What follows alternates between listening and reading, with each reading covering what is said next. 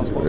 Ils viennent du Burkina et transportent en grande partie des produits alimentaires.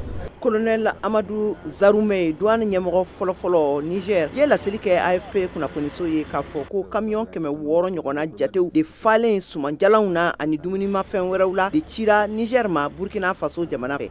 A ko o taabolo bɛna kɛ fiɲɛbɔda belebeleba de ye Niger jamana bolo. Juillet tile 30 fanga d'Afriko sababu la CEDEAO ye ɲangili girimanba de da Niger jamana kan. Benin ani Nigeria olu y'u ka dancɛw datugu Niger ɲɛ ka gɛlɛya bila u ka magoɲɛfɛnw olu ladonniw na ka jamana kan. Niger jamana ɲɛmaw ka fɔ la camion 60 ninnu lakanana Burkina Faso ani Niger jamana lakanakɛla sɔrdasiw de fɛ. Seydou Mie Zanayidou ne camion ninnu bolibaga dɔ don ye sɛbɛntiyali kɛ AFP kunnafoni sɛbɛn mɔgɔw ye k'a fɔ Allah ya kawo mu gida lahiya. Ko u bɔra Kaya Burkina Faso fo Dori dugu la ka taa Niger kɔrɔyan fanfɛla sigidaw la sani u ka tɛmɛ Niger dancɛ la Tera dugu fɛ ka sɔrɔ ka u kunda Niamey kan. Burkina foroba fanga ne u bɛ CEDEAO ka ɲangili kɔnɔ halisa k'a masɔrɔ k'u ye fanga dafirili kɛ ɲɛmaw ye u ka dɛmɛ lase teliya la Niger sɔrɔdasi fanga dafirikɛlaw ma. Duniya keleya tɔnba ka bolofara min bɛ sumanw ani baloko dɛsɛw baaraw lawaleyaliw kɛ duniya ɲɛfɛ ye tɔgɔ ko Programme Alimentaire Mondial PAM tun ye kangar belebele de gosi arabadona dancɛ datuguli ani ɲangili ni bilali la Niger jamana kan ko sabila a bɛna sɔn ka kɛ gɛlɛyaba ye Niger magoɲɛ sumanw lasɔrɔliw la.